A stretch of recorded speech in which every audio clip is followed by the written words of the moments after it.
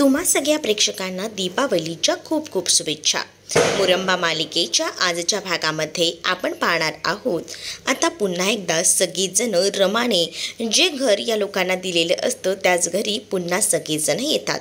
त्यावेळेला इरावती म्हणत असते की काय हे अक्षय, तू पुन्हा तिथेच घेऊन आलायस का आम्हाला? तर अक्षय म्हणत असतो की माझ्याकडे दुसरा काही ऑप्शन नव्हता, म्हणूनच आपल्याला इथे यावं लागले। कारण मी घरासाठी खूप वर्णन फिरलोय पण कुठेही घर सापडलं नाही आहे आणि गुपचूपपणे आपल्याला आता इथंच राहावं लागेल असं देखील अक्षयने आता म्हटलेलं आहे। अक्षय जेव्हा हे सगळं म्हणतो तेव्हा मात्र आता तारा पार्थ म्हणत असतात की या रमाच्या घरात आम्ही राहणार नाही, आम्हाला इथे जराही थांबायचं नाही आहे असं देखील ते म्हणू लागतात। त्यावर अक्षय चिडतो आणि अक्षय सरळ म्हणतो की तुला जर या घरात राहायचं नसेल तर तुम्ही इथून गेलात ना तरीही चालेल, मला काही फरक पडत नाही, पण माझ्यासाठी ना खूप जास्त महत्त्वाचं जे आहे ते काही झालं तरीसुद्धा या घरात राहणं आहे आणि त्यामुळे मी याच घरात राहणार असं देखील आता सांगितलेलं असतं।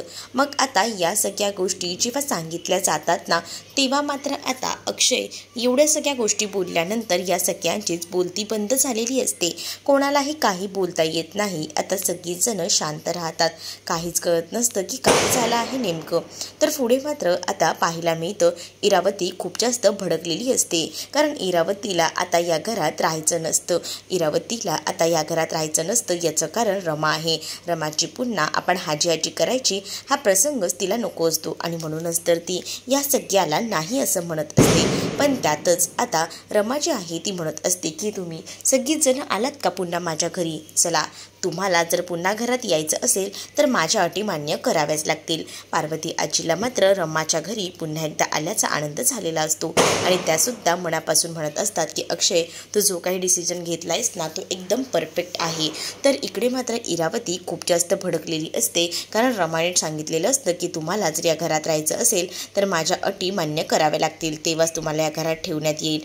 तर आता तुझ्या अटी काय आहेत असं अक्षय विचारतो। त्यावर रमा आता तिच्या अटी सांगू लागते। रमाच्या अटी एकदम सिंपल आणि सोप्या असतात, म्हणजेच या घरात राहायचं असेल तर कोणाशी उलटसुलट बोलायचं नाही, सगळ्यांशी आदमीने बोलायचं, त्यासोबत सगळ्यांचा आदर राखायचा, मागे कोणतीही कटकारस्थानं करायची नाहीत असं देखील काहीशी अटी ज्या आहेत त्या आता रमानं ठेवलेल्या असतात। आणि या रमाच्या अटी ज्या आहेत त्या मान्य करण्यासारख्याच असतात, कारण रमाने जो काही निर्णय घेतलेला असतो तो या घरासाठीच तर घेतलेला असतो आणि म्हणूनच जेव्हा या निर्णयाबद्दल सांगितलं जातं ना तेव्हा मात्र आता आरोहीसुद्धा शांतपणे हे सगळं ऐकत असते। मात्र आता या सगळ्या अटी ज्या आहेत त्या अक्षयने मान्य केलेल्या असतात, कारण या अटी अक्षयसाठी काही मोठ्या नसतात, एकदम साध्या आणि सोप्या अटी असतात आणि त्या अटी अक्षय जो आहे तो मान्य करतो। मग रमासुद्धा खुश होते। रमाही म्हणते की हे घर मला फक्त माणसांनी भरलेलं असायला हवंय, यामध्ये कोणतीही गोष्टी वाईट साईड मला नको आहेत असं देखील म्हटलं गेलेलं असतं। मग काय या सगळ्या गोष्टी जेव्हा बोलल्या जातात ना तेव्हा मात्र आता या सगळ्या गोष्टी अखेरीस मान्य कराव्याच लागतात आणि अक्षयनेच हे सगळं मान्य केले म्हटल्यावर आता दुसरा कोणताही ऑप्शन उरलेलाच नसतो। तर पुढे मात्र आता पाहायला मिळतं रमा जी आहे ती खूप जास्त खुश झालेली असते, कारण तिची फॅमिली पुन्हा एकदा घरी आलेली असते आणि त्यामुळेच आता रमाला खूप जास्त आनंद झालेला असतो आणि रमाच्या चेहऱ्यावर तो आनंद स्पष्टपणे दिसत असतो। इकडे मात्र आता पार्थला या घरात राहायचं नसतं आणि त्याचसाठी पार्थ म्हणत असतो की मला ना कंटाळा आला या घरात राहायचं, म्हणजे आता सगळ्या हिच्या अटी फॉलो करायच्या आहेत। तर अक्षय म्हणतो की घरात राहायचं असेल तर सगळ्या अटी फॉलो कराव्याच लागणार आहेत, त्यामुळे मला या अटी मान्य आहेत असं देखील अक्षयनं म्हटलेलं असतं। मग काय इरावतीकडे सुद्धा काहीच ऑप्शन उरत नाही, इरावतीलाच सगळ्या अटी मान्य करून घ्याव्याच लागतात, कारण जर अक्षयला या अटी मान्य असतील तर त्यासाठी कोणीही काहीच करू शकत नसतं। तर दुसरीकडे रमाने राणीला हाक मारलेली असते आणि राणीला सांगितलेलं असतं की पटकन जाऊन औक्षणाचं ताट घेऊन ये। त्यावर राणी औक्षणाचं ताट वगैरे घेऊन येते। रमा आता सगळ्यांचंच औक्षण करते, कारण रमासाठी काही झालं तरी हे एकत्र कुटुंब तिचंच असतं आणि त्यामुळे आता तिलाही वाटत असतं की आपलं कुटुंब पुन्हा एकदा इथे आलंय तर त्यांचं औक्षण करायला हवं आणि म्हणूनच रमा आता त्यांचं औक्षण करत असते। पण मालविकाला इरावतीला आणि त्याचसोबत ताराला या काही गोष्टी मान्य होत नसतात। त्या दोघीही जणी आता तोंड वाकडं करत तिथेच उभ्या असतात। मात्र अक्षय जो आहे तो आता म्हणत असतो की चला सगळ्यांनी एकत्रच आतमध्ये जाऊया आणि आता कोणीही टेन्शन घेऊ नका, आपल्याला याच घरात राहायचं आहे असं देखील अक्षयने म्हटलेलं असतं। आता सगळेजण आतमध्ये निघून जातात। तर इकडे मात्र आता रमा बाहेरच उभी असते आणि आता इरावतीसुद्धा बाहेर उभी असते. इरावतीला मुद्दामूनच टोला लगावायचा असतो म्हणून रमा बाहेर थांबलेली असते. कारण इरावतीने पुन्हा एकदा शरणागती पत्करून रमाच्याच घरी राहायचा निर्णय घेतलेला असतो ना, त्यामुळे आता रमाला खूप जास्त हसू येत असतं. रमाला माहिती असतं की ज्या काही गोष्टी अशा पद्धतीने घडल्यात जेणेकरून यांना इथं यावंच लागलं आणि त्यामुळेच आता रमा खुश असते. आणि इरावती मात्र आता रमाच्या या सख्या वागण्याचा काहीतरी वेगळा अर्थ काढत असते. ती म्हणत असते की काय असं झालं की अक्षयने इकडे यायचा निर्णय घेतला. काहीच कळायला मार्ग नाहीये, पण या सगळ्या गोष्टी शोधून तर काढायलाच हव्यात असा देखील इथे इरावतीच्या डोक्यात आता सुरू असतं. तर दुसरीकडे मात्र इरावती असं दाखवत असते की तिला कोणतंही टेन्शन नाहीये आणि म्हणूनच ती रमासमोर हसून दाखवते. पण इरावतीच्या डोक्यात बरेच विचार सुरू असतात, कारण तिला कळत नसतं की अक्षयमध्ये इतके बदल कसे झाले. परंतु रमासुद्धा तितकीच हुशार असते. रमाने आता तिला चांगलंच उत्तर देत आता पुन्हा एकदा घरात तर घेतलेलं असतं, पण रमाने ज्या काही अटी ठेवलेल्या असतात त्या अटी तर या सगळ्यांनाच फॉलो कराव्या लागणार असतात. त्यामुळे रमा ही जास्त खुश असते. दुसरीकडे मात्र आता पाहायला मिळतं इकडे मात्र आरोही ही विचार करत असते. आरोहीला समजत नसतं की आता काय करायला हवं. आरोही ही टेन्शनमध्ये असतानाच विचार करते की बाबाला पुन्हा काही व्हायला नको. बाबाला जर पुन्हा काही झालं तर मी काय करू, असे विचार ना तिच्या डोक्यामध्ये येऊ लागलेले असतात. आणि तिला आज अक्षयची जी झालेली अवस्था हे सगळं काही आठवू लागतं. म्हणूनच मला असं वाटतं की बाबाच्या बाजूला काहीतरी गोड ठेवायला हवं, म्हणजे बाबाने जर काही गोड खाल्लं तरच तर व्यवस्थित तो बरा होईल. त्यासाठी मला असं कळलं होतं की जेव्हा आई आजीला बरं नव्हतं आणि म्हणजे सीमाला जेव्हा तिला बरं नव्हतं तेव्हा मात्र माझ्या आईनंच म्हणजे रमाने मुरंबा पाठवला होता. ही गोष्ट तिला कळलेली असते आणि त्यामुळेच ती आता विचार करते की तो मुरंबा कुठे ठेवला असेल, तो मुरंबा शोधून काढायला हवा असाच विचार तिच्या डोक्यात सुरू असतो. इरावती मात्र हे सगळं बघत असते. इरावतीला कळत असतं की नक्कीच काहीतरी गडबड आहे, पण या मुलीच्या डोक्यामध्ये काय चाललं आहे हे शोधून काढायलाच हवं. ही कसला तरी विचार करत होती हे सुद्धा आता इरावतीच्या लक्षात आलेलं असतं. त्यामुळे आता इरावती विचार करू लागते आणि त्यानंतर मात्र इरावती त्या आरोहीच्या मागे जाते. प्रेक्षकांनो, बॅकग्राऊंडला खूप जास्त फटाक्यांचा नॉईज येत असेल तर प्लीज समजून घ्या. दिवाळी आहे त्यामुळे फटाके हे खूप वाजतायत आणि त्यामुळे सकाळ असल्यामुळे फटाके तर वाजणार आहेत, कारण का दिवाळी पहाट आहे. तो तर प्रेक्षकांनो प्लीज कमेंट्स करण्याआधी समजून घ्या. तर दुसरीकडे आपल्याला पाहायला मिळतं जी आरोही आहे ना ती आता रूममध्ये आलेली असते आणि त्याच वेळेला तिला मुरंबा शोधायचा असतो आणि म्हणूनच तिकडे आता मुरंबा शोधायचा प्रयत्न करत असते. पण तिला आता कुठेही मुरंबा सापडत नसतो आणि म्हणूनच ती आता विचार करते की आजीनं मुरंबा कुठे ठेवला असेल. कारण आता सीमा जी आहे ती झोपलेली असते. सीमा झोपलेली असल्यामुळे सीमाच्या कपाटामध्ये आणि बाकी इतर ठिकाणी सुद्धा ती आता तो मुरंबा शोधण्याचा प्रयत्न करत असते. आता जेव्हा हे सगळं काही आरोही करत असते ना तेव्हा मात्र आता इरावती तिथे आलेली असते. इरावतीला नेमकं जाणून घ्यायचं असतं ना की आरोही काय शोधत आहे आणि त्यासाठी तर इरावती मागे मागे आलेली असते. इरावती आता विचारू लागते की काय झालंय आरोही, तू कसल्या शोधत आहेस. त्याच वेळेला आता आरोही शांत असते. इरावतीला ती काही बोलत नसते, पण इरावती आरोहीकडनं सगळ्या काही गोष्टी बरोबर काढून घेत असते. म्हणजेच तिला आता विचारत असते की सांग ना काय झालं आहे नेमकं, तू जर सांगशील तरच तर मला कळणार आहे ना. तर त्याच वेळेला आता मी तुला सगळं सांगते असं बोलून आता तिने सगळ्या काही गोष्टी ज्या आहेत त्या सांगून टाकलेल्या असतात. आणि जेव्हा त्या सगळ्या गोष्टी ती सांगून टाकते ना तेव्हा मात्र खूप मोठा धक्का जो काही आहे तो इरावतीला बसलाय असं ती दाखवू लागते. आणि तू मुरंबा शोधतेस का, आणि या सगळ्या गोष्टीसाठी बघितलंस ना तुझ्या बाबांना जो काही त्रास झालाय ना त्याला सर्वस्वी जबाबदार मला माहिती आहे कोण आहे. पण आता इरावती इकडे सगळं काही आरोहीला बोलत नसते. तिला आता मुद्दामून रमाच्याबद्दल विष घालवायचं असतं आणि त्यासाठी ती कोणत्याही थराला जायला तयार असते. खरं तर आरोही आणि रमाला लांब करायचं हेच आता इरावतीनं ठरवलेलं असतं. म्हणूनच ती आरोहीला म्हणत असते की तू बाबांसाठी मुरंबा शोधतेस ना, मला माहिती आहे मुरंबा कुठे ठेवला आहे. कारण तिनेच तर तो मुरंबा लपवून ठेवलेला होता आणि मुरंबा हा जो ब्रँड आहे तो रमाचा आहे आणि रमा त्यावरच तर माच करते हे सुद्धा आता तिला माहिती झालेलं असतं. दुसरीकडे पाहायला मिळतं अक्षय जो आहे तो आता बेडरूममधून बाहेर आलेला असतो आणि त्याच वेळेला आता त्याला कळत असतं की त्याची त्याची आज शुगर लेवल कमी झालेली होती आणि तोच आता मनोमन विचार करतो की आज जर मला काही झालं असतं तर हा विचार त्याच्या डोक्यामध्ये फिरू लागलेला असतो. तर दुसरीकडे मात्र तो म्हणत असतो की जर आज आरोही नसली असती ना तर माझ्यावर खूप भयानक अशी वेळ आली असती. बरं झालं आरोही होती म्हणून, नाहीतर माझं काय झालं असतं हा विचार त्याच्या मनामध्ये सारखा येऊ लागलेला असतो. तर दुसरीकडे मात्र पाहिला मिळतं इथे टेन्शनमध्ये अक्षय तर बसलेलाच असतो. पण तेवढ्यातच आता तिथे रमा आलेली असते आणि रमाने येताना त्याच्या आवडीची ती कॉफी आणलेली असते आणि ती कॉफी देऊ लागतो. आणि त्याच वेळेला आता जेव्हा रमा त्याला ती कॉफी देत असते तेव्हा त्याचं लक्ष नसतो. तो एका वेगळ्या विचारांमध्ये हरवलेला असतो. कारण त्याला माहिती असतं की आज जर आपली मुलगीच म्हणजे आरोही नसली असती तर काय झालं असतं. म्हणजे पहिल्यांदा मला जेव्हा असा काही त्रास व्हायचा तेव्हा सगळ्यात जास्त जबाबदारी रमा घ्यायची, रमाच आपली काळजी घ्यायची. हा प्रसंगसुद्धा त्याच्या लक्षात आलेला असतो. पण तेवढ्यातच रमा तिथे कॉफी वगैरे घेऊन आलेली असते आणि त्यामुळेच आता अक्षय जो आहे तो पाहू लागतो. अक्षय म्हणत असतो की मला ना तुझ्या हातचं काही सुद्धा नकोय. त्याच वेळेला रमा म्हणते की तुमचं काय चाललंय, तुम्ही माझ्यासोबत असे का वागताय. अक्षय म्हणतो याला सर्वस्वी जबाबदार तूच आहेस. त्यावर मात्र तू माझ्या घरच्यांना त्रास दिलेला आहेस आणि त्यामुळेच मी पुन्हा इथे एकदा आलेलो आहे. कारण माझ्या घरच्यांची अवस्था मला बघवत नाही आहे. माझी एक चूक झाली होती आणि तीच चूक सुधारायला मी इथे आलो आहे. पण एवढं लक्षात ठेव की तुझ्यासाठी मी इथे आलेलो नाही आहे. तुला असं वाटत असेल की या सगळ्या गोष्टींमुळे तुझ्यासाठी मी इथे आलो आहे तर हा तुझा भ्रम असेल. असं देखील आता अक्षय रमाला बोलू लागतो. आता अक्षयला रमाने आणलेली ती चहासुद्धा म्हणजे कॉफीसुद्धा नको असते आणि म्हणूनच तो आता म्हणत असतो की घेऊन जा. परंतु आता रमा म्हणत असते की तुम्ही असं करू नका, तुम्हाला बरं वाटत नाही आहे ना, घ्या कॉफी. पण दुसरीकडे मात्र अक्षय तिच्यावर चिडतो आणि म्हणतो की मला माहिती आहे जे काही प्लॅनिंग आहे ना ते तू ठरवून केलं होतंस. म्हणजेच तू एकदम ठरवून प्लॅनिंग केलं आहेस ते मला चांगलंच माहिती आहे. तुला असं वाटत होतं की आम्ही जेव्हा घर सोडून जाऊ तेव्हा आम्ही असंच रस्त्यावर वणवण फिरू आणि मग ते गुंड हे सगळं काही तूच अरेंज केलेलं होतंस. मला आता कळलेलं आहे. मग या सगळ्या अरेंजमध्ये हे सुद्धा नव्हतं का गं.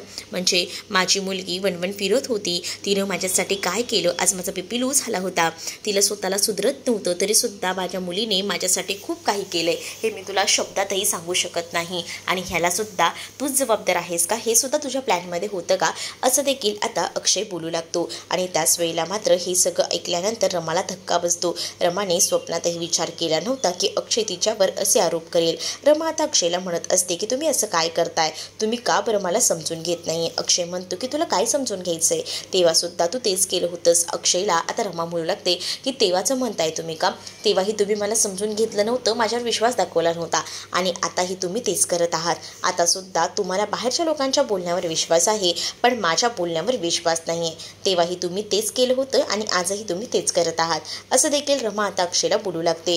त्याच वेळेला अक्षय घडलेला सगळा प्रसंग सांगू लागतो. म्हणजेच मागून एक ट्रक येत होता आणि मी तिथं पडलो होतो. जर आरोही तिथं आली नसती तर माझा मोठा अपघात झाला असता, माझ्या जीवाचं काही झालं असतं, माझ्या मुलीचं काय घडलं असतं यानंतर याचा तू विचारही केला नव्हतास. पण प्लॅनिंग करून जे काही गुंड पाठवले होतेस ना ते एकदम बढिया होते, असं देखील आता तो म्हणत असतो. तर दुसरीकडे मात्र आरोही ही खूप जास्त टेन्शनमध्ये असते. कारण तिला तिच्या बाबांचीच म्हणजे अक्षयची अवस्था बघवत नसते. तर त्यावेळेला तिथे मालविका त्याचसोबत तारा आणि पार्थ देखील असतात. तर आता हे सगळेजण आरोहीला भडकवायचं काम करतात. म्हणजेच काय तर मालविका जी आहे ती आरोहीला म्हणत असते की तुला माहिती आहे का आज तुझ्या बाबांची अवस्था झाली होती, याला सर्वस्वी जबाबदार कोण आहे, कोण आहे रे, तुम्हाला सगळ्यांना माहिती आहे ना. तर आता आरोहीला सगळीजण रमाचं नाव घेऊन सांगू लागतात. म्हणजेच या सगळ्याला रमा आई तुझी जबाबदार आहे, तिनेच तर आपल्या सगळ्यांना घराबाहेर काढलं होतं आणि म्हणून तर आपण तिथे जाऊन बसलो होतो. तुला माहिती आहे तुझ्या बाबांना सुद्धा तिनं जेवण दिलं नाही, बघितलंस ना केवढूसा जेवणाचा डबा पाठवला होता, त्यामध्ये आपल्या एका माणसाचं जेवण तरी पोट तरी भरणार होतं का, असं देखील मुद्दाहून भडकवायला आता इरावती सुरुवात करते. आणि या सगळ्या गोष्टी ज्या पद्धतीने घडलेल्या असतात ना त्या सगळ्या गोष्टीचा आता ती विचार करत असते आणि तिला सुद्धा पटत असतं की खरंच हे सगळं रमाने केलेलं आहे. म्हणूनच ती आता या सगळ्या गोष्टीचा विचार करू लागते. आणि त्याच वेळेला आता या सगळ्या गोष्टी विचार करत असतानाच इरावतीने ज्या पद्धतीने भडकवलेलं असतं ना त्या सगळ्या गोष्टी ज्या आहेत त्या सगळ्या गोष्टी आता इरावतीच्या लक्षात आलेल्या असतात आणि इरावतीने मुद्दामून हे भडकवायचं काम केलेलं असतं. कारण तिला काही झालं तरीसुद्धा मुद्दामून अक्षय आणि रमामध्ये भांडणं लावायची असतात आणि त्याचं एकमेव कारण हे आरोही असणार असतं. आणि त्यामुळेच आता आरोहीच्या मनात जे काही विष कालवलेलं असतं ना तिने, हे सगळं काही तिनं मुद्दामून केलेलं असतं, जेणेकरून आता आरोहीच रमाला या घराबाहेर काढू शकते ही गोष्टसुद्धा आता त्यांना माहिती झालेली असते आणि म्हणूनच हे सगळं काही केलेलं असतं. तर दुसरीकडे मात्र आता पाहायला मिळतं आरोहीच्या डोक्यात खूप जास्त रमाबद्दल राग निर्माण झालेला असतो आणि त्यामुळेच आता आरोही जी आहे ती बेधडकपणे कोणताही मागचा पुढचा विचार न करता निघालेली असते. कारण तिला एवढंच दिसत असतं की आपल्या बाबांना त्रास झाला याला सर्वस्वी जबाबदार आपली आईच होती आणि जे काही भडकवलेलं असतं ना त्यामध्ये पार्थ, इरावती, त्याचसोबत मालविका आणि ताराचा सुद्धा सहभाग असतो आणि त्यामुळे आता हा सगळा सहभाग असतो. त्यामुळे आता आरोहीला असं वाटत असतं की या सगळ्यात रमाची चूक आहे, अक्षयची आणि बाकी इतरांची कोणाची चूक नाही. इकडे मात्र तारा आणि मालविका एकमेकांकडे पाहून हसत असतात कारण त्यांचं प्लॅनिंग आता सक्सेस झालेलं असतं आणि त्यामुळे आता त्या खूप जास्त खुश असतात. तर दुसरीकडे मात्र आरोही विचार करत असते तर अक्षय आणि रमा इकडे भांडत असतात. अक्षय म्हणत असतो की मला जे काही बोलायचं आहे ना ते मी बोलून झालेलो आहे, मला अजून दुसरं काहीच तुझ्यासमोर व्यक्त व्हायचं नाही आहे. कारण मी ना प्रत्येक गोष्टी बघितलेल्या आहेत, पण आता मला तुझ्या हातचा ही कॉफीही नको आहे, जा घेऊन. मग आता अक्षय आणि त्याचसोबत रमामध्ये थोडे वाद होत असतात. इरावतीनं आरोहीला तर भडकवलेलं असतं आणि आरोही जी आहे ती आता रूमकडे यायला निघालेली असते आणि त्याच वेळेला मात्र आता इरावती जेव्हा आरोहीला भडकवलेलं असतं तेव्हा आरोही तिथे येत असते. पण इकडे मात्र रमा अक्षयला म्हणत असते की तुम्ही तेव्हाही मला समजून घेतलं नाही, आताही समजून घेत नाही आहात, थोडं सांभाळून घ्या ना, असं काय करताय. पण आता कोणत्याही गोष्टी ज्या आहेत ना त्या मान्य होत नसतात. त्यांनी डायरेक्टच ना आता ते सगळं म्हणजे कॉफी जी असते ना ती सुद्धा उडवून लावलेली असते. त्यामुळे तो कॉफीचा मगसुद्धा खाली पडतो आणि त्यातून कॉफीही खाली पडते आणि जेव्हा कॉफी तिथून खाली पडते ना तेव्हा मात्र आता अक्षय जो आहे तो म्हणत असतो बघितलं हे असं होणारच होतं. तेवढ्यातच तिथं आरोही आलेली असते आणि आरोही हे सगळं पाहते. आरोही म्हणत असते की हे सगळं काय चाललंय. आरोहीला रमा म्हणत असते की बाळा काहीच नाही. पण आता अक्षय म्हणत असतो की बघितलंस का, एवढ्याशा मुलीला सुद्धा आता बऱ्याच गोष्टी कळायला लागल्या आहेत, पण तुला अजूनही काहीच कळत नाही. पण लक्षात ठेव, काही झालं ना तरीसुद्धा ही माझी मुलगी आहे. आणि त्याच वेळेला मात्र आता अक्षय जो आहे ना तो इतक्या बेधडकपणे बोलत असतो ना की अक्षय तिच्याबद्दल जेव्हा बोलत असतो तेव्हा आता इरावतीने भडकवलेलं असतं. त्यामुळे आता इरावतीने भडकवल्यामुळे आरोहीसुद्धा आता रमाला येऊन खूप काही गोष्टी बोलून जाते. म्हणजेच काय की बघ, या सगळ्या गोष्टी ना तुझ्यामुळे घडलेल्या आहेत. आज आम्ही बाहेर राहत होतो हे सगळं फक्त तुझ्यामुळे आणि आज आमच्यावर वेळ आली ना ही तुझ्यामुळेच आलेली आहे, हे मी कधी विसरणार नाही. बाबाला किती त्रास होत होता आणि तरीसुद्धा हा त्रास बाबांनी सहन केला. पण मला ना हे सगळं काही नको आहे, तुझ्यामुळेच आम्हाला या सगळ्या गोष्टी सहन कराव्या लागल्या असं देखील आता म्हटलं जातं. मग आता रमाला या सगळ्या गोष्टीचा खूप जास्त वाईट वाटतं आणि बिचारी रमा जी आहे ती मात्र आता शांत असते. कारण आता तिच्या मुलीने सुद्धा तिच्यावर पाठ फिरवलेली असते, तिला सुद्धा ती चुकीची वाटत असते आणि त्यामुळेच ना बिचारी रमा खूप जास्त टेन्शनमध्ये आलेली असते. कारण आरोही सुद्धा आता बेधडकपणे सगळ्या काही गोष्टी बोलत असते. इकडे अक्षयच्या हाताला चटका लागलेला असतो म्हणूनच रमा अक्षयचा हात बघायला जात असते. पण त्याच वेळेला आरोही जोरात ओरडते आणि माझ्या बाबापासून लांब राहायचं, आज माझ्या बाबाची अवस्था तुझ्यामुळे अशी आहे आणि तूच आमची अशी वाट लावलेली आहेस. लहानपणी सुद्धा मला तू सोडून गेलीस तेव्हा तुला माझ्याबद्दल काही वाटलं नाही आणि आता तू माझी काळजी करतेस, मला अशी आई नको आहे असं देखील आता आरोही बोलू लागते. त्या सगळ्याचा बिचारा रमाला खूप जास्त त्रास होत असतो, तरीसुद्धा सगळं काही रमा सहन करत असते. कारण तिच्याकडे दुसरा कोणताही पर्याय उरलेला नसतो ते सगळं सहन करण्यापासून. आणि म्हणूनच आता आरोही जे काही बोलत असते ना त्या सगळ्या गोष्टीमुळे अक्षय देखील एकदम चकित झालेला असतो की माझी मुलगी जी आहे ती माझ्या पाठीशी खंबीरपणे उभी राहिली आणि ती आता मोठी झाली आहे, यासुद्धा गोष्टी आता लक्षात आलेल्या असतात. त्यामुळे अक्षय जो आहे तो आरोहीकडे पाहत असतो. पण बिचाऱ्या रमाला या सगळ्या गोष्टीचं वाईट वाटलेलं असतं. म्हणजे आधी अक्षयही समजून घेत नव्हता आणि आता तिची स्वतःची मुलगी ती सुद्धा तिच्याकडे पाठ फिरवलेली असते तिने आणि त्यामुळेच आता खूप जास्त वाईट जे आहे ते रमाला वाटत असतं. रमा बिचारी मनामन ती खूप जास्त रडत असते. तर आता अक्षयलाही कळत असतं की आरोही जी आहे ती मोठी झालेली आहे. आरोहीला आता ज्या काही पद्धतीने इरावतीने भडकवलेलं असतं ना त्यामध्ये तिने मुरंबा विकायचं सुद्धा सांगितलेलं असतं. मग आता मुरंबा विकायचा आहे म्हटल्यावर म्हटल्यावर अक्षयकडे जी आरोही आहे ती आलेली असते आणि आरोही अक्षयला म्हणत असते की बाबा, आपला मुरंबा हा ब्रँड आहे तो विकून टाका. आता अक्षयने सांगितलं अक्षयला आरोहीने सांगितले म्हटल्यावर अक्षय हे विचार करतो की माझी आरोही मोठी झाली आहे, आरोहीला सगळ्या गोष्टी कळतात आणि जर माझी आरोहीच सांगत असेल तर काय हरकत आहे. म्हणून आता सगळे पेपर्स वगैरे बनवलेले असतात आणि अक्षय रमाकडे जातो आणि रमाला म्हणतो की आपला जो मुरंबाचा ब्रँड आहे तो मला विकायचा आहे. त्यावर मात्र आता रमा चकित होते. अक्षयलाही कळत नसतं की हे सगळं आपण बरोबर करतोय का, पण आरोहीने आपल्याला सांगितले म्हटल्यावर आपण मागे हटलं नाही पाहिजे असाच अक्षयचा विचार असतो. पण रमाला ऐकून धक्का बसतो. आता रमा या सगळ्यामध्ये काय उत्तर देईल हे पाहणं तितकंच इंटरेस्टिंग असणार आहे. तुम्ही जर आपल्या चॅनलवर नवीन असाल तर चॅनलला नक्की सबस्क्राईब करा. चला तर मग भेटूया पुढच्या भागामध्ये. तोपर्यंत टाटा बाय.